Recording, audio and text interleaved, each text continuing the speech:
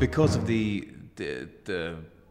void left after Anne Boleyn has gone and Seymour's coming in, we find him in a different place in the sense that there's potential for happiness now. It looks like things are going to be a bit less crazy and more agreeable to him. He's going to have to put his neck on the line a lot less. Unfortunately, this obviously isn't the way it goes for poor Charles.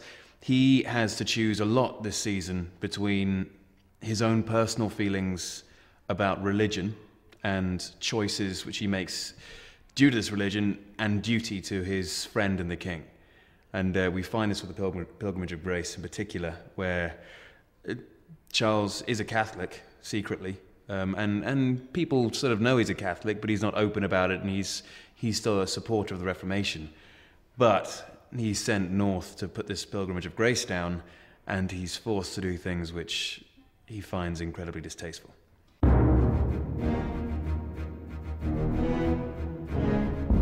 There's a horrible moment of where she asks, if it was your own child, would you do it?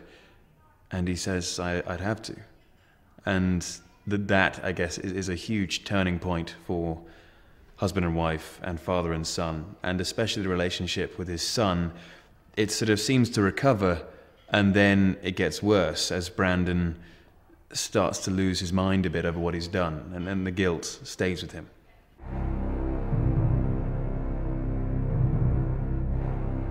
He agrees with everything that they want, but yet you'll see this conflict with everything he does. He has to represent the crown and the royal forces with strength, and yet he truly agrees with what they're doing and disagrees with what Cromwell is doing and how he's going about it. His religious beliefs, of course, come into it an awful lot, but what comes into it the most is the way that the Reformation is being handled, which he disagrees with. And yeah, the difficulties he's facing when he sees these honest men, some of them are more difficult than others, but honest men who want things which he wants, and yet he is now being told by his king and his friend that he has to do certain things.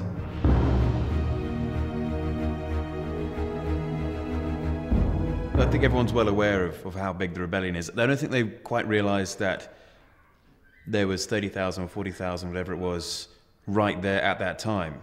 I think they were hoping a show of strength would make them turn away, and of course they don't.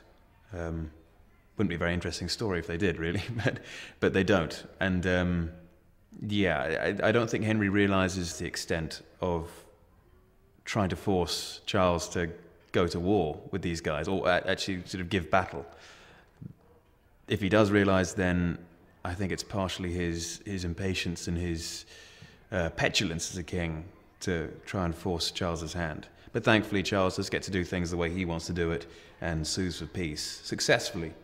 And yeah, he gets to alleviate his conscience for at least a brief while.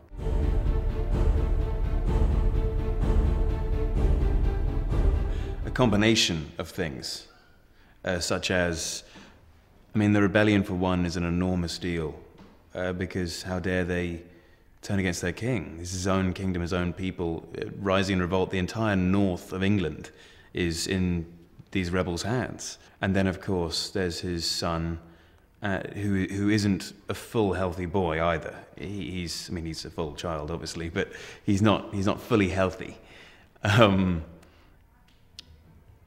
And then Jane's death. The ulcer as well. He's realizing his youth is gone. His lack of control over his court. Even his best friend is questioning him.